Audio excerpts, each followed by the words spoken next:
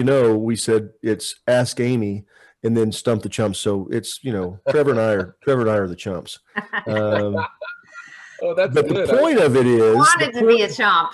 Yeah. So she's an honorary chump. We're gonna license that Ask Amy thing. I think that's really smart. Yeah. So the idea of it is, though, there's things out there that you're wondering. Between I've got 30 years experience doing this, and it's not because I know everything, because I don't, and I would be the first to tell you I know how much I don't know, but that way you guys have an opportunity. So with that, just real quick, Amy Meyers, National Director of Community Events. So we want to give her a big hand and thank her for being here for the muscular dystrophy nationally, and knows lots of stuff when it comes to fundraising and raising money, and that's really why you guys are here. Trevor Nelson, co-founder of HGA Fundraising, world-renowned endurance athlete, former collegiate baseball star. So he's kind of got a big head that barely fits in the screen. You can tell that. And myself, I'm Jason Ledlow, and so I'm really tickled to be here.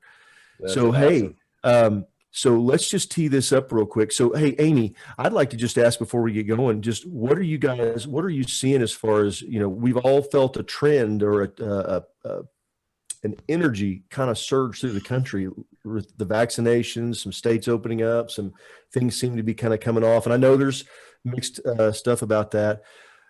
But really, what are you seeing or feeling as far as standing back your viewpoint?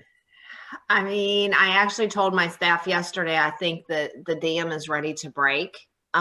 We are starting to see people be more comfortable, and we are starting to have sponsors reach out, and they're ready. They're ready to start fundraising in person again. They're ready to, whether it's all in person or a little bit of a hybrid mix, they're ready to open things up for the most part. You still have your, I think it's parts of the country that are more closed. Those areas are a little bit more hesitant and still want to stick with the virtual. But I definitely think people are ready to start fundraising in person and get things rolling. Mm-hmm. That's awesome. We're seeing that trend, a lot of inflow right now, it seems like. Hey, I threw a little poll up for everybody. Just, if you don't mind, just poke this deal whenever your next event's coming up, because it lets us kind of know who you are and what you're thinking about. And maybe we can keep that on track. Looks like 5 of you are over 30 days. Got one person that's within 30 days. So that's real interesting to see that. And thank you very much. It's just always good to kind of see it all in this. We have our first question. Bring on Mark West when it's convenient for you, Jason. He's gonna come on with us an audio question. Can you bring him on? I sure am. Possible? Yeah. Okay, great. Mark's got a question for us, and I'm curious to see what it is. Hey, Mark. You're muted, my friend, when you're ready. Good afternoon. Hey. Mark, start your video, please. No, I've been mowing the yard. Okay, all right. There were no strings attached. I knew that if I didn't bring a ball cap in here or something, you would want to put me on camera. And sure enough, I did. So. Lay it on us, brother. Okay, so hey, I had a discussion with someone yesterday about this, and this comes up from time to time. Disclosing fair market value of items.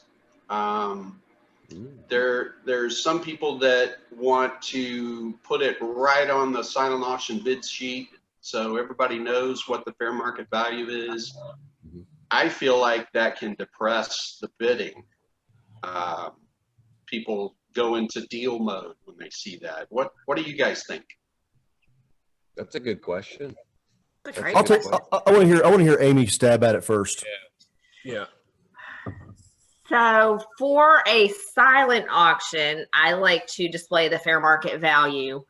So people have an idea, because those tend to be your smaller items or your items of less value. And if it's an item that people really want, something that's unique, something that you know, tickets to a football game that are, you know, hard to come by, they're going to keep paying past the fair market value anyway. Another reason I like to have a fair market value on a silent auction item is because it gives you the opportunity to do a buy it now, which you should do at 200 or 300% of the value. Yes. However, when it comes to a live auction, I am a big believer you do not give that value. Gotcha. Okay. In the moment. Yeah, I would add to that, and I'd just say, you know, one of the things I know fair market value, get people start thinking about that because they're like, how much is, you know, how much can somebody deduct? So what can, and they start thinking about that stuff. And I'm not here to make an IRS deal, you know, because I think the IRS rule is actually anything over fair market value is what you can actually take the deduction on. But the point I would make goes back to what I even if you're not going to give what the fair market value is, I like putting a buy it now price.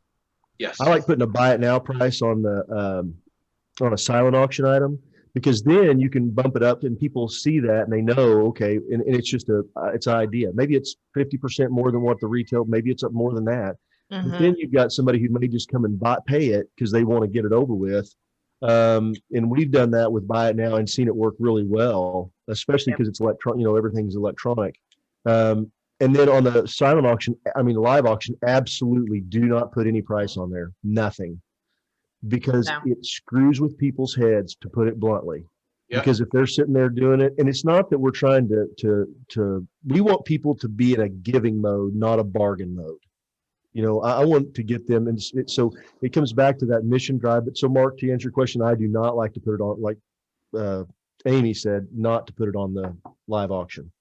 So. And another thing too, with your silent auction, I think it's fun to, you know, if you have those fair market values, not only to have the buy it now, but if you have that baseball bat that's autographed by somebody, or, you know, special memorabilia or something unique, you can put the fair market value in your system for tax purposes, but on your bid sheet or on your, you know, text to bid, listed as priceless. Yep.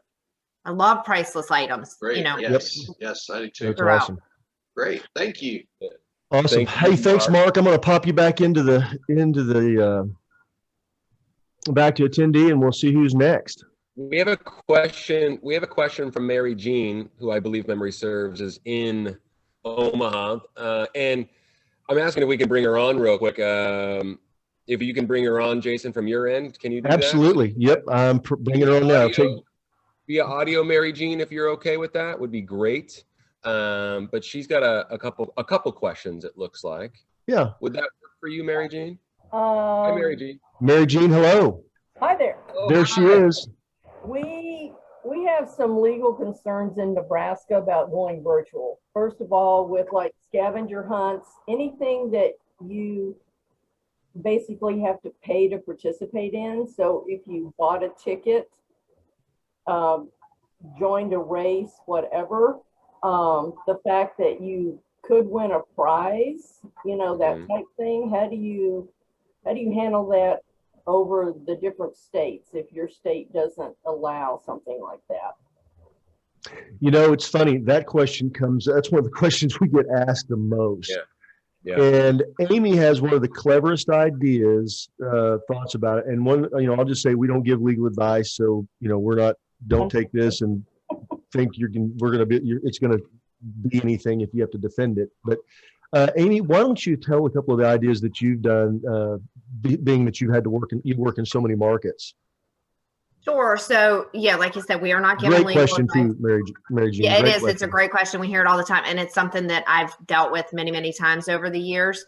And basically, anything that you're mentioning is what they consider a game of chance, which in many, many states is either illegal or there's other guidelines. If you are allowed to have them, a game of chance, like your scavenger hunt, if they do allow it, you just have to make sure you get a one-day gambling license. If they do not allow it, what you need to read into is a lot of times what it says is when a person gives money, it can't be for a raffle or a game of chance. It needs to be it can be a game of skill, or it can be they are receiving something for their income. So for their money that they're paying. So for example, if you do a scavenger hunt, you need to give them something of value for their money. So for example, what we did, we had a vacation that we had actually gotten from HGA that we wanted to raffle off. We had a vendor that we were able to get jewelry from. We bought bracelets and they had a value. They were worth $70, but we paid like $3.50 for them. So you basically bought the jewelry for $100 and your jewelry box was numbered, and that is what we used to draw the winner. So they all got their item of value. However, we were able to also give away that HGA. So it was like a bonus. They got something, so they were willing to pay the $100, and they had that chance to win the HGA vacation that we had. So just look into that, and if there's a way to give them an item of value, and it could, maybe it's a t-shirt from your organization. Mm-hmm. Maybe it's, a wristband. We did a golden egg. We had somebody that gave one of those big green eggs and all the supplies. It was of significant value. And they drew a golden egg, and inside the egg was an MDA, those rubber band bracelets or whatever. So they were buying the bracelet, and then they had a chance to win the big green egg. Mary Jean, let me ask you something real quick. You said that you're wanting to do like a scavenger hunt. Is that what you're wanting to do? Well, I would like to incorporate in one of our 2 events. Yes. Okay. So are you going to provide anything along the way for the people that participate? Well, here's my question. We have a run every year, and last year we went virtual. So, but all of our expenses are basically underwritten. Mm-hmm. Everybody gets a t-shirt, they get this, that, and the other, so they're basically getting something of value. It's just that it's underwritten. Does that really matter? I wouldn't think so. I don't think that matters. No, because we actually can help. All the time do that. Yeah, because so all you're doing is people that show up and attend, and I'm just giving an example. Maybe this is what you're talking about. So if I hear you correctly, if everybody who goes and does the fun run, it's a $25 registration. Let's just say that's what it is. $100 doesn't matter, and you're going to pull and you're going to give away some basically door prizes for people that participate. It's all going to be underwritten. They're getting something of value because they're going to get the run. They're going to get a t-shirt and drinks and, stuff along the way and whatever it is. So whenever you do that, you're just giving a door prize because they're coming to participate. You're just doing this to say, hey, we're going to have a winner who's going to get this or this. But we consider their registration fee a donation because everything's underwritten. Does that matter? I wouldn't think so. I wouldn't think so, but I think it would be better because it's a registration fee versus they are purchasing a chance to win something, a chance to participate in this scavenger hunt. It's a registration fee. It's almost like when you do, for an example, a muscle walk or some type of walk event and you have people sign up, you then have incentives along the way. When you raise $500, you get a t-shirt as an incentive. So it's almost in my opinion, would fall under the category of an incentive versus a raffle or. Yeah, because there's really not a chance. You're just saying, hey, if you hit these marks or, do these miles, you can do all kinds of stuff that way. Everybody who, gets a 5K gets a t-shirt. Everybody who does the 10K gets a t-shirt and a sweatband. And, we got some ultra athlete like Trevor who's going to go run 100 miles. Well, we give him some, I don't know, wristbands too or something. We give him water. That's what he just does it for fun. He just like, oh, I think I'll just go run 80 miles. So. Okay. So it wouldn't matter if you were even having a hybrid event either. No, I don't see how. I don't think so.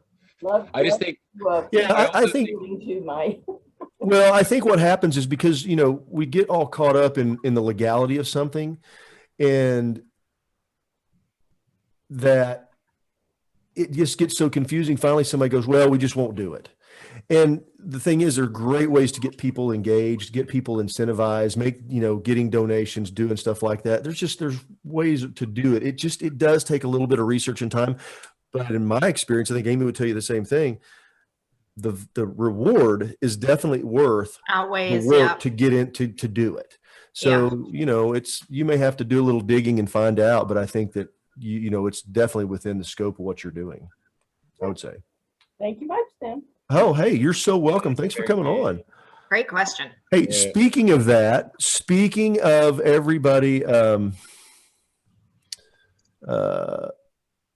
participating and doing this, everybody who's here today we're going to draw at the end. If you stay to the end, I promise we will not go over an hour.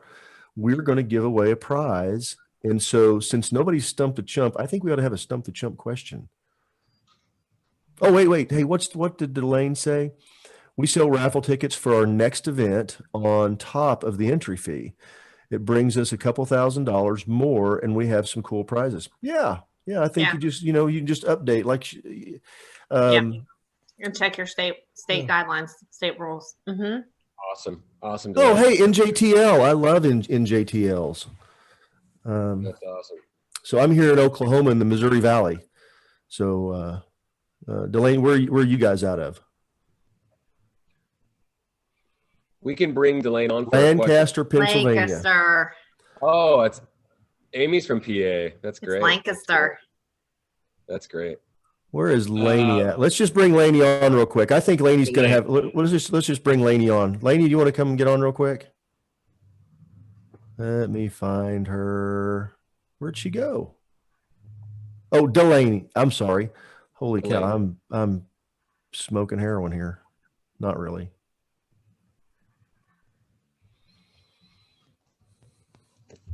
Hi. Hey, Delane. Hi there. How are you? I'm good. All How are you? Oh, great. So NJTL, so you must love tennis. I live, breathe, and eat tennis.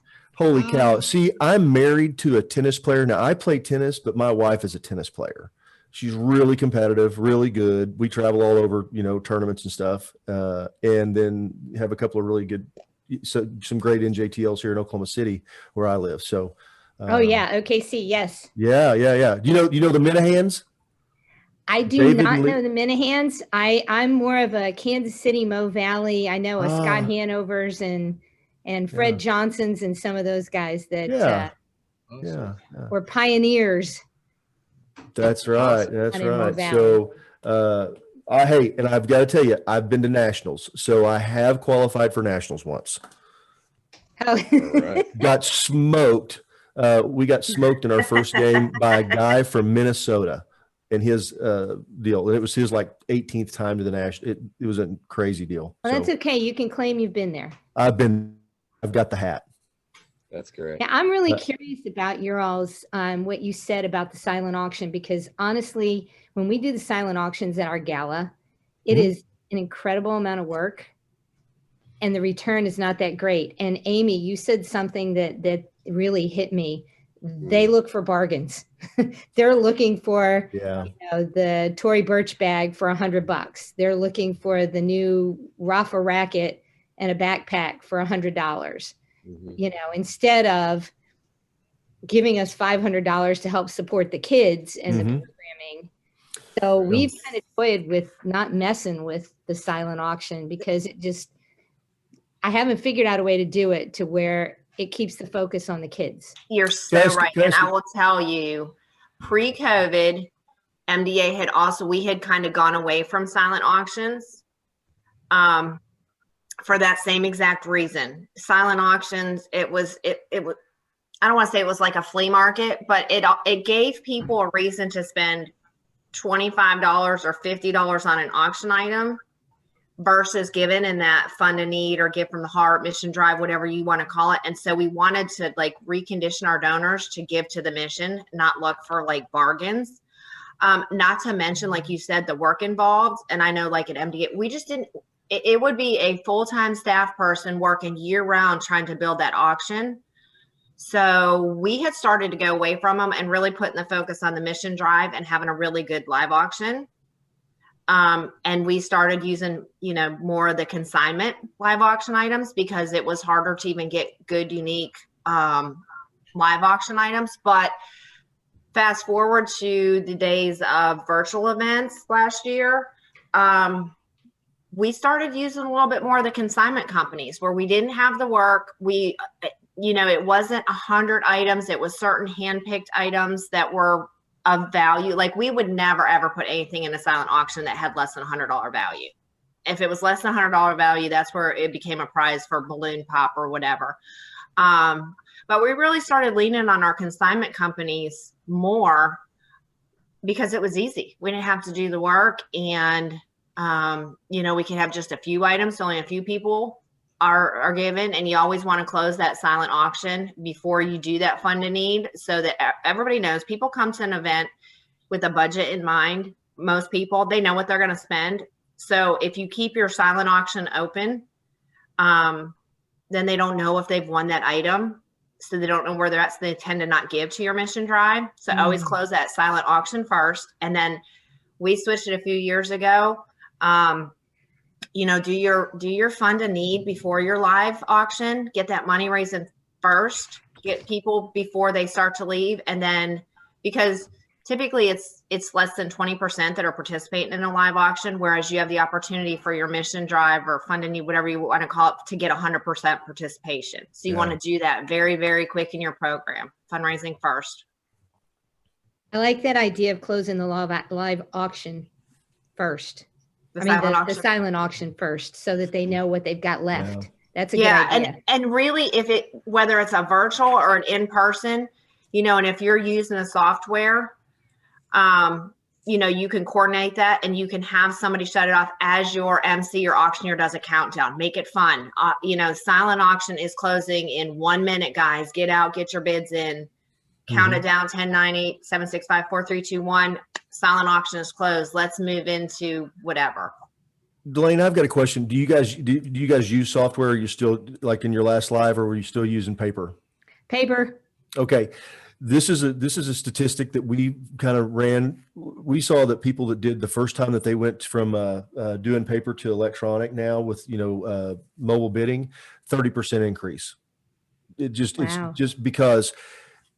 What do people want to do? And Amy's going to have, I know Amy will have something, but I've just seen it significantly different because people sit at their table and still talk, and they can still bid, they can still stay engaged, and they're doing it, as opposed to trying to make the round and going around and going around and, I got to go check my bid.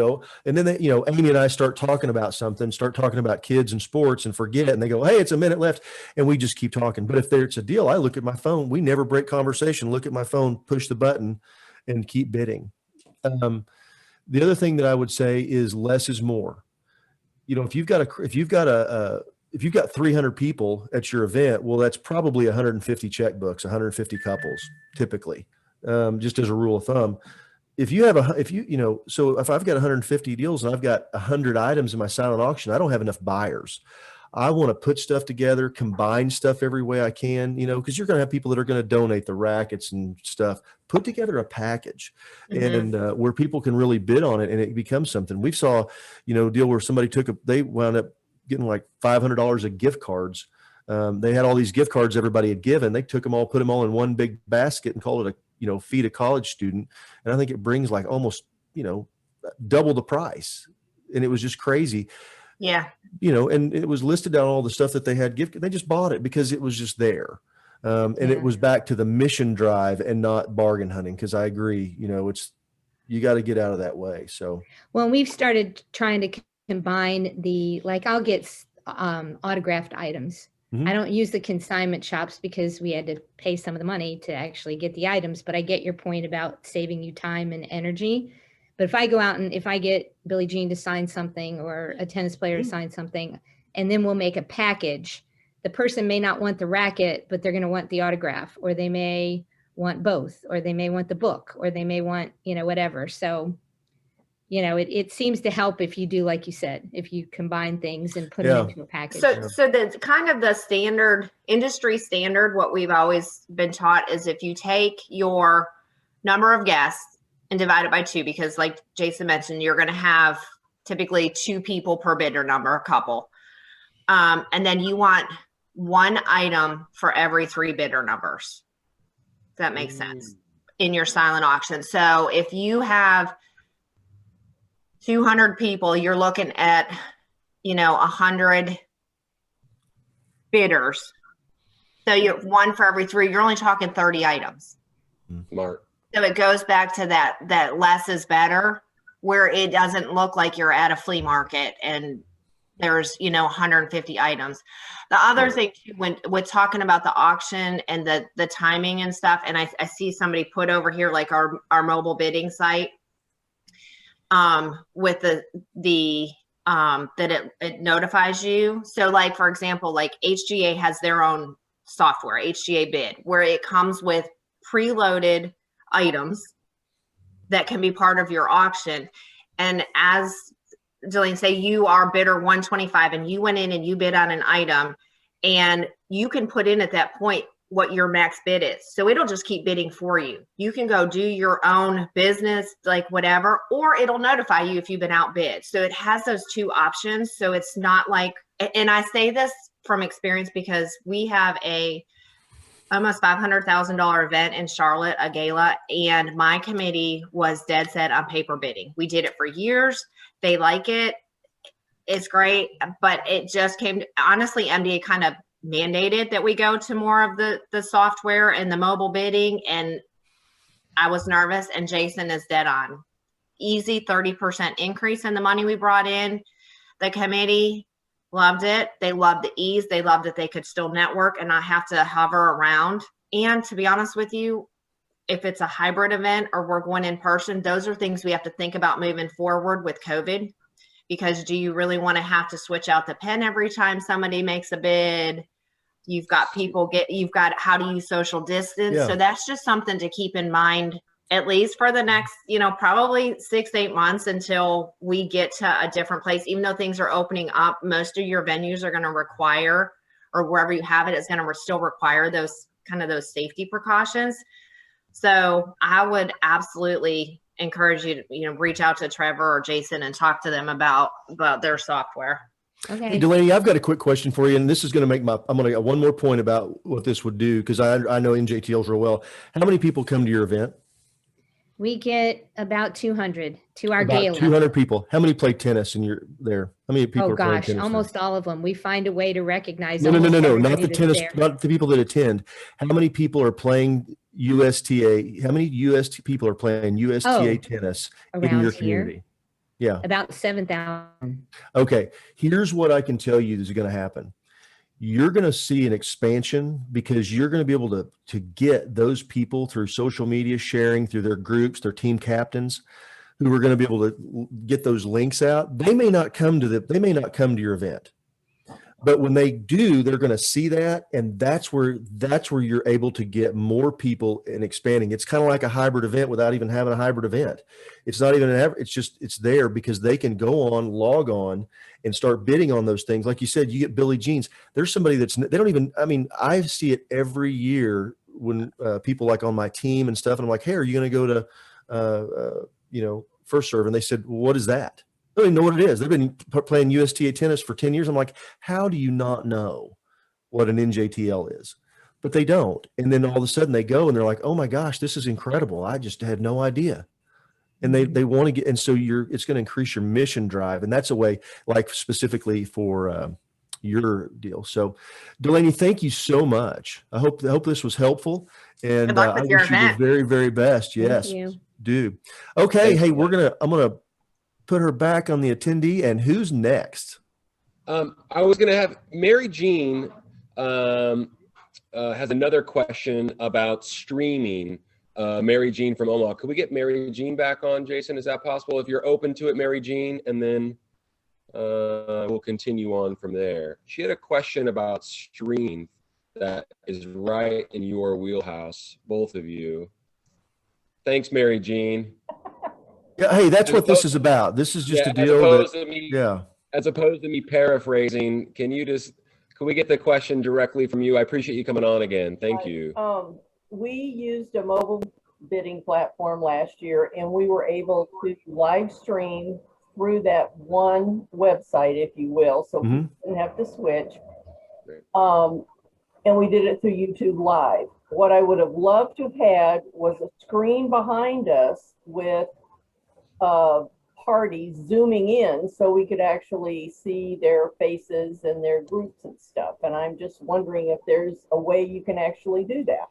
There is, absolutely. So there's a couple of things that you have to look at doing. So one is you've got to have a studio set up with a screen on the back. I just recently, for our one of the NJTLs here that we were just talking to with Delaney, we did one, and so it's a big screen back in the back. Everybody signs up, and basically what you're doing is like a Zoom meeting, and they can turn their cameras on. Here's what I can tell you what my experience share is with that. It works awesome if, it's like a webinar with Tony Robbins, or, he's doing some kind of class or something, and they do that kind of stuff. It gets a little harder whenever you're talking about people, nonprofits, because they may turn their camera off, they may turn it on. And what we found, 80% of the people that we're seeing are viewing their event right through this. Okay. And it's, we still, like our software, they can sit there and look and see everything going on and watch the live event. They can turn it sideways, and they can get the whole thing turned back this way, and they can bid, do whatever, participate, check their, their stuff. But we found that 80% were doing it. We still give a link that can be streamed on, whatever the client wants to do, whether it's YouTube, Vimeo, something like that. So they can, and we actually have a link for smart TVs. You just put it on and it pops up, and you can just sit there and watch the stream. So all that's very, very possible. So the technology's there. It's all a matter of, really dollars and cents. I mean, you can start spending a lot of money with an AV company really fast. And there's some great companies out there that do some really amazing work. So it's really, give and take what you want to do. Now, this is what, this is a cheap way to do this. And I love this thing is you go and you get you a group of people, like typically they're volunteer staff, something like that, who are in the room, who are making noise. And that's what they're there to do, is to, they're do that and yelling and screaming and hooping and hollering and doing stuff during the event. And that's just a way you can do it to get that energy. Because as, somebody who's done charity auctions, it is a different thing looking at a crowd versus looking at a camera. So.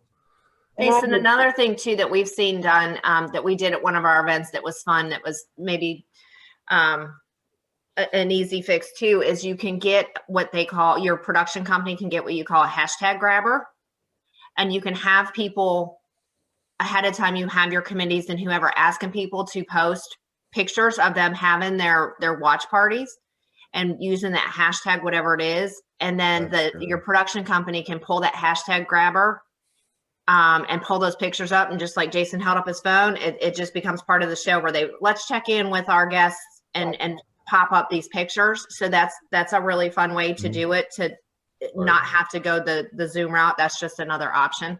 Yeah, so they're just putting that way social media and LinkedIn. That's and we've also seen where so we had a pre-recorded where it's not quite the same effect, but this is the no cost way, is you get, like for us, we serve a lot of kids. So we just asked a bunch of our families to come on. We set up a Zoom call for like 7 o'clock, and we just had all of them, the Brady Bunch screen, and everybody, we just recorded them all saying hi and thank you. And it was just a quick little clip in the middle of the program. Yeah, we brought testimonials and our event chairs and our CEO in like that. What I was trying to do is to see if there was a way to interact during the 30 or 40 minutes that were live by going to, hey, we have the Johnsons over here and there, and we have the Smiths over here. Let's say hi, some way to interact. And that's why I was asking about Zoom. Yeah, you can do that. And another thing too, that's fun is, because you do use the YouTube Live, is utilize your chat function, just like Trevor's like prompting people, get some gift cards as door prizes and encourage people to chat in where they're from, whatever, get dialogue going, and then just randomly have your auctioneer or MC give away a gift card to somebody that's been in the chat, that's chatting a lot or whatever. Because it's really fun to watch the dialogue, because we do have that, because they are virtual events, we get to, broadcast nationally versus, when we have it in a city and it's typically, your people. This is like going all over, and it's fun to watch the dialogue that starts taking place and where people are from and the conversations that take place. And just, 2 or 3 times throughout, just have your MC say, all right, we're going to grab somebody from the chat and they're going to win a $25 gift card. So that's something fun too. Like 29 states last year. So we were very pleased. Oh, that's wonderful. Okay, Trevor, you got to grab somebody because I've got a $25 gift card to Starbucks that we're going to give to somebody who's been hanging on. So you got to find somebody. Who's it going to be? No, yeah, I'm telling you, it's about to happen. Okay. Mary Jean, thank you so much. Mary Jean, thanks a ton. And then I'm actually going to have Amy or Jason or both reach out to you and answer more questions. I know you probably have more, so I really appreciate that. Edie Smith at Capper Foundation. Edie, do you mind jumping on real quick? You don't have to share your screen if you don't like to, just so we can hear the question from you. We have 3 questions. Edie's the first one that I saw pop in from the Capper Foundation. Can you bring Edie in, Jason? Yes, I sure am. Hey, thanks, Edie, for joining. Appreciate it. Oh, no problem. Thank you guys for doing this. Oh, thank you. Awesome. Hi, Edie. Awesome. Hi. The question I posed to Trevor, we did a virtual event with our signature, An Evening for a Child, in August. And, it was one of those fast transitions from an in-person event to that really quick. And it went extremely well. We actually outdid ourselves in net revenue from the 20 prior years. So we were pretty excited by that. One of the things we've done is we've added a live preview time where they can come to our facility and see all of the auction items, both what would be considered silent and then the special, which are typically live. But they can come preview all that the week prior. We've added a wine board to it so they can pull a cork pull and with a number on it. The real benefit of it that we saw was that people were able to come and visit one-on-one, where when we're in the big event where there's 500 people, you don't get that opportunity to get into the deep conversations with them. So that was really a plus, but we're trying to figure out some ways to enhance that, to draw more people to come to it, because it is making them have to make an effort to get in a car and drive here and to engage with us. But we're just trying to find ways to make that more appealing to get them in, because we really found those one-on-one conversations amazingly interesting and educational for them. And we saw donations from them rise as a result of that. Do you use the software? We do have a software that's for mobile bidding. And so do you utilize the texting feature to, leading up to that, like invite people in and maybe some teasers, come check out the new item that was just added today?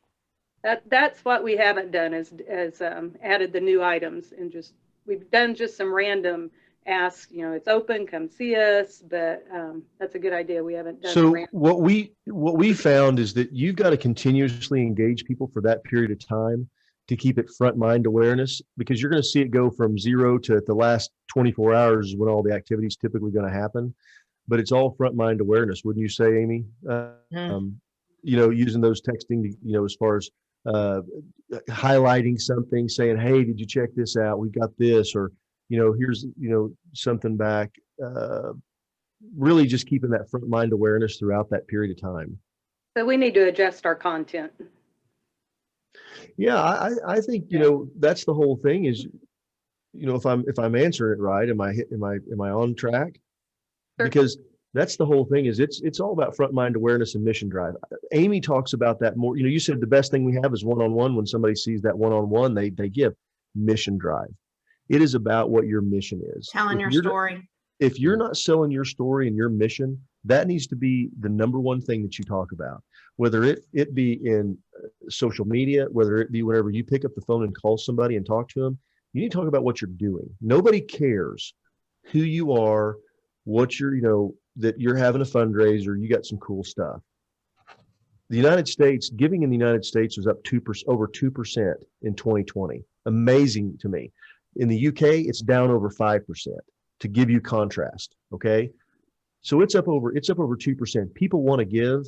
but they want to give to things that match, that they can see an impact in. They want to give and donate to things that are making a difference. One of the best things that I found with, clients that I coach, people that I work with, when it comes to that, is that you've got to associate with a person.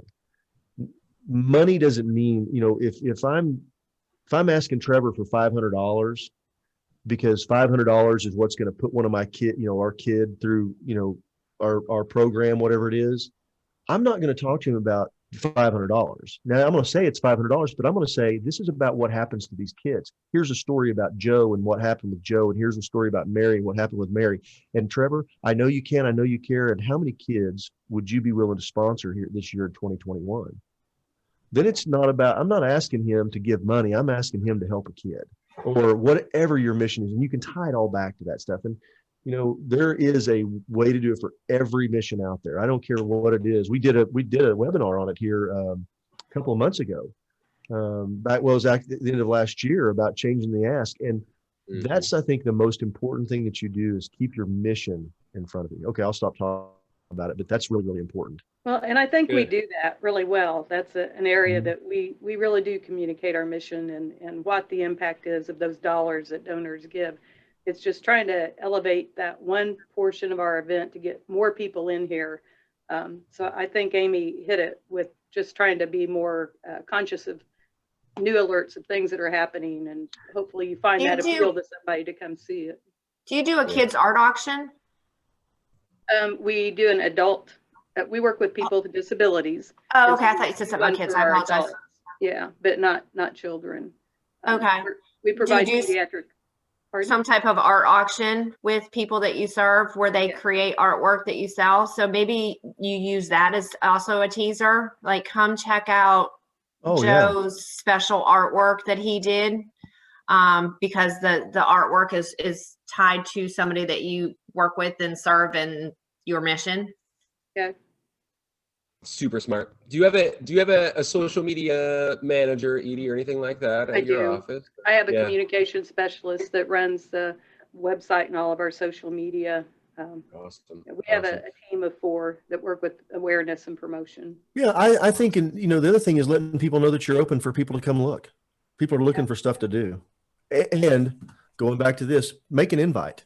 Pick up the top 10 people that you really want to come in there and make a personal invite and just call them up and say, hey, Trevor, hey, this is Jason. I'm with, ABC organization, and I'd love to have you come out. We do a thing called Luncheon Tours. So we have a partnership with a local restaurant that they'll provide lunch for anyone who comes to tour our facility. So we use that a lot. That's been very advantageous. Yeah.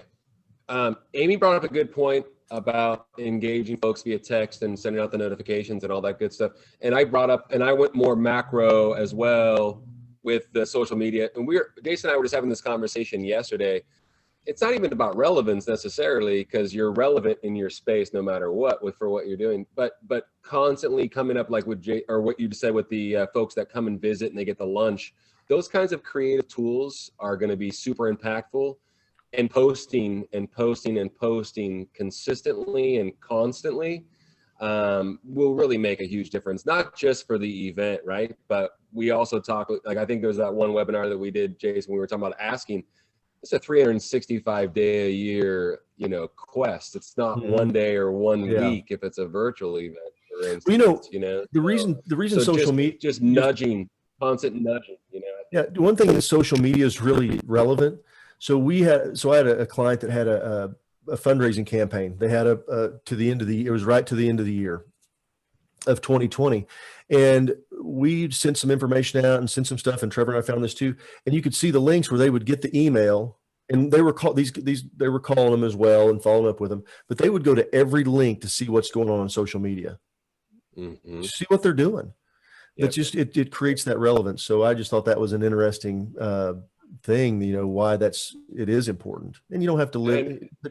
It's not going to be. It's over time. So, hey, Edie, we're going to have to hop to the next one. Absolutely. Thank you, guys. Edie, and everyone watching. Edie, though, if you have any other questions for us or you want to continue the conversation, we're very easy to reach via email. So it's Jason@hgafundraising.com, Trevor@hgafundraising.com. amyers@mdausa.org. If you have any questions, feel free. The channels are open, okay? So really appreciate you coming on. Thank you. All right, what do we got All right, next? What do we have next? Thank Okay, you so much. We have a question from Dawn Zarnick. And Dawn, we're going to bring you on and have you ask that question if you don't mind. If memory serves, Dawn, she's with a small Catholic school, and she has a couple questions. A good question. I think it's a good question. It's Dawn Zarnick. Can you see her? Okay, great. Yeah. Awesome. Thanks, Dawn. Thanks so much for coming on. Yeah, there she is. Hi. All right. Do you want to start your video, Dawn? You don't have to, but if you want to. No pressure. I'm here we go. Okay, there we go. Awesome. All right. Hi, Dawn. So I'm a small Catholic school in St. John, Indiana, kind of up by Chicago, and and we have a gala every year. And last year we had to move it online, and we raised only like a third of the amount we normally do because we do so much of our fundraising in person, and we had kind of a hard time. And my question is that since we're it's our family that have kids at the school, they're already paying tuition, so they're already giving out money. So when we have them at an event, it just seems harder to pull more money out of them. So I just was wondering if there were any good tips. I mean, I think there's only so much we can do, I guess, with the mission, but there are certain things I think we could do more with that. Oh, I promise you. Good idea. Yeah.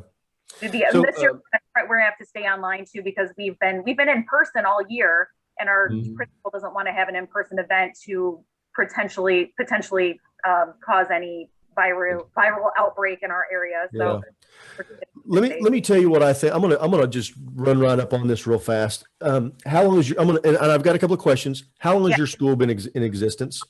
1846, I think. 1846. What's your alumni program look like? It's not great. There was one, it's like people have brought that up, but I don't think there's even anyone that maintains any kind of alumni. It is a struggle that I see that a lot of schools, private schools, Catholic schools, whatever, have.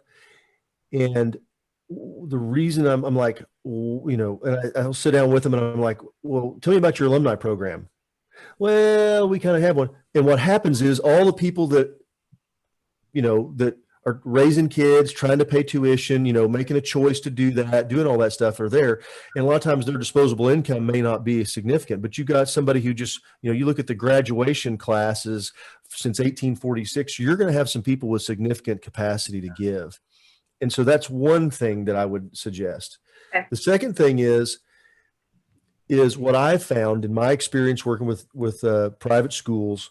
My son goes to a private Christian school as well. Same thing. A lot of people, it's not because they're rich that they send their kid there. So they made a decision to send their kid there. But how do they do it? What we found was when it came to raising money, when it was something specific, it didn't mean that we made it was a restricted gift. It could be an unrestricted gift. But whenever we tied it back to what that would do, the giving went up demonstrably multiple times. If you just said, hey, give us $1,000, it didn't move the needle. But if you said, hey, if we're trying to buy some iPads, notebooks, whatever it is, right. I can't think of the name right now, but we're doing that. They're $200 a piece. And who wants to buy 5 of them? And 10 people's hands go up because they're saying this is something for my kid or something really specific. That's what been my experience, Dawn, is that when it's something specific that they know is going to benefit their kid and they can logically see it, it ties into it better. And then from the standpoint of legacy giving, people who are, going to make that gift, a lot of times you can say, hey, we're going to have a, you go to that person who's an alumni and say, would you be willing to do a challenge? And then you've got a matching challenge that you can talk to people about and say, hey, we're trying to raise 50,000 or 100,000, or $1 million, whatever it is. And we've got this amount to match with it. So that's just the real quick things I would say is tying it back to something that's going to have what the impact is, not just an open ask for money. Okay. Yeah, we have kind of gone that direction a little bit. So yeah, I guess that we'll just continue And that. the last thing I would tell you, especially now, and I'm gonna let Amy talk about this for just a second, because I think this is really important for everybody to hear. Don't wait till the day of the event to ask people for money. Okay. Yeah, no, I think what we have found works the best is do you sell sponsorships or just ticket sales? We have some sponsorships and we do ticket sales. This year, we're not going to do tickets of any sort. We're going to try and it's going to be more of a donation drive with some incentive prizes at different levels. And then we'll probably do a poll. And I was thinking of maybe trying the golden ticket because we have about 200 families. I'm like, well, if we could limit it to 100 tickets and that'll maybe get people clamoring. And doesn't that bring in about 8,000 or so? I think I heard before. If they're also, and that's if you don't get it underwritten, Don. So an alumni, for instance, or a parent, or a local organization could underwrite it. I mean, we have no agenda. However, the most success that we're seeing with the golden ticket right now, like we just did one with Susan G. Komen recently as well, but the most success that we see, and we do it with like lots of other groups, are with schools. Really? Schools. And Schools, I have no problem believing that.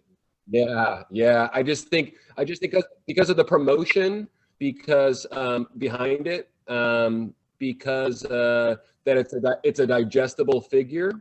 Obviously, there's so many things supporting that. And we just think that it's such an easy ask for a parent or a family member, especially if you're going virtual and you're not dependent upon folks actually being in person. You're going to have the share function. You're going to have a share function where grandma and grandpa across the country or aunts and uncles in the next state can get involved and buy tickets as well. So we see that the excitement in a school setting, for some reason, we didn't have this, ignorance is bliss. We didn't know where it was going to fit perfectly, and it has fit perfectly with schools. So we're really happy with that data. But no agenda. Your idea is sound, but we think there's probably a lot of different ways you could twist the dial, so to speak. Being that you're not in person, it just takes some moving the chess pieces. Long story short, right? Yeah. So, but nowhere to go but up. This is all very glass half full stuff. Yeah, so. I mean, I think we're gonna try and pull at the heartstrings a bit this year and do some videos of the kids and what they've missed out on this year, and because and then look forward to next year. So we really want to drive that home at least. But and to tag on to what Jason said, you having those mission type videos and stuff is great. To go one step further, we have found with virtual events that most of your money really is raised should be raised leading up to the actual virtual event.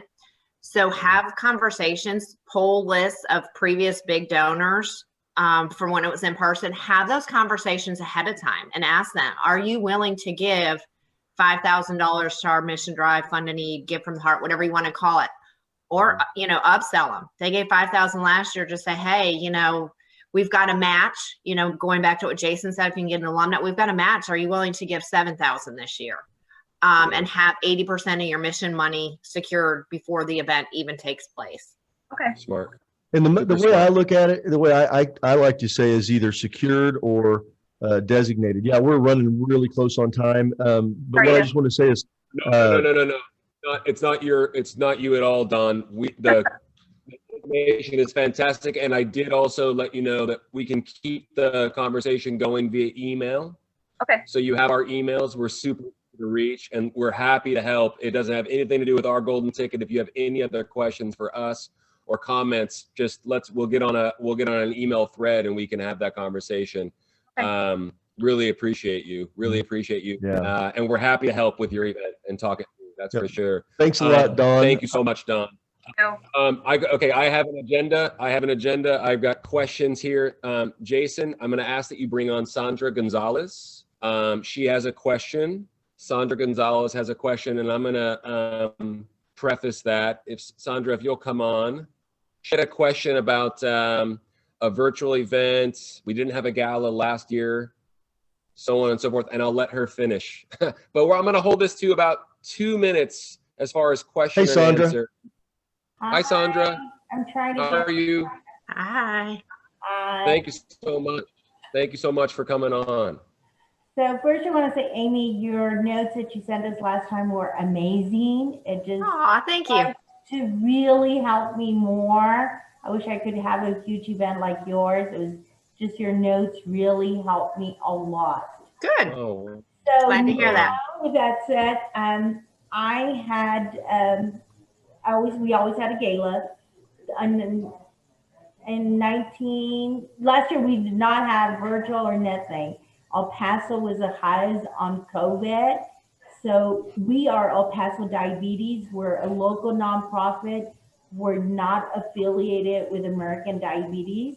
It is just a local nonprofit. We've been open for 53 years locally here in El Paso. Gala, we started a gala 4 years ago. And last year we raised not last year, the year before we raised 147. This year's the first year we're gonna go, we thought of virtual, now that Texas went 100% open, we're gonna go hybrid. I never really knew what that was till I went to you guys, to the website, and you guys, Amy did her sample of what that is all about.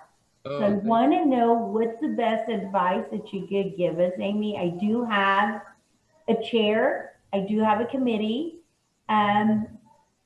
so I really want to know your best advice to do. I know people in Texas are ready to go out and whatever, but I also have to think about our mission. We're with diabetes, which is hand to hand with COVID. So really we want to be really structured on what's our next step. Why can we do this? Because gala does bring a lot of money to us. So I really want to do it correctly and not, I'm kind of afraid, I'll be honest. You're muted, Amy. You're muted, Amy.